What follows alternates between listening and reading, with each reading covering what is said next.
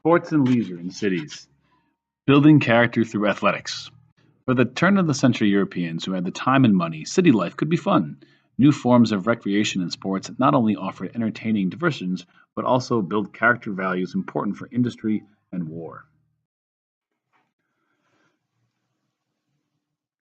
Soccer, rugby, and cricket, once games for only schoolchildren, became extremely popular competitive sports team sports for adults. In 1901, over 100,000 attended a championship soccer game in Britain. The emphasis on teamwork, competition, and discipline in the sports would reflect the quality of industrial work and military service so prized during the era. Other new sports, such as bicycle and auto racing, stress the speed and power of machines. By no coincidence, industrial firms sponsored some of these contests.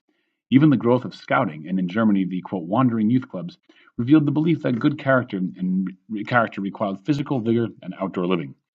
Accordingly, the modern Olympic Games, stressing competition and nationalism, were established during this period, with the first Games held in Athens in 1896. Women's sports were less professional and less competitive than men's. Even scouting for girls was designed to instill homemaking values. But women did take to bicycles despite warnings of the old guard that the loose clothing necessary for bicycle was unfeminine, that the activity would damage enthusiasts' ability to have children, and that women might inappropriately experience pleasure from riding. The new tourist. Increasingly, people vacationed away from the cities. More and more people left town. Those who had the means might imitate the 18th century aristocratic habit of visiting the great cities, museums, and monuments in Europe. Others traveled to resorts on the Mediterranean coast, the Alps, or the shores of the Baltic Sea. By 1890, some 100,000 people visited the resort town of Vichy in central France to, quote, take the waters, cure their ills, relax, and socialize. Tourism became so popular that special books appeared and professionally organized tours formed to guide people on their travels. Workers usually lacked the time or money for such luxuries. Some managed short trips on trains that left cities every day for the coast, perhaps to Dieppe in France or Brighton in England, where piers and amusement parks beckoned. Most, however, stayed in the cities. There, some went to cafe concerts to see singers, comedians, jugglers, and acrobats. Others attended theaters featuring fast dancing or enjoyed boxing matches, vaudeville shows, and after the turn of the century, movies. Private life, together and alone at home.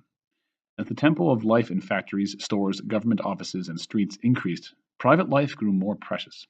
The individualism trumpeted by the liberal bourgeoisie accentuated the longing to withdraw from the public arena into the family, the home, and the self. The personal, one's body, sexuality, and internal life, became a subject of intense fascination. The home, the realm of the family, protected by walls and locked doors, was the center of private life. Family, the promise of happiness.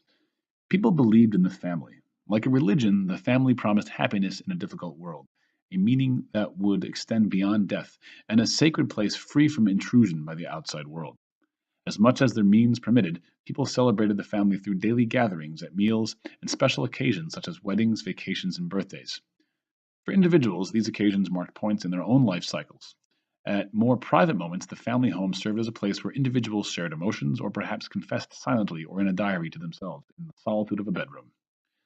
More than ever, people recorded moments of private life in letters, diaries, and photographs. Families exchanged thousands of letters over a lifetime that told of children, death, visits, and health. Such correspondence held the family together when travel and migration to different cities threatened to pull it apart. Diaries of the day reveal much self concern and introspection.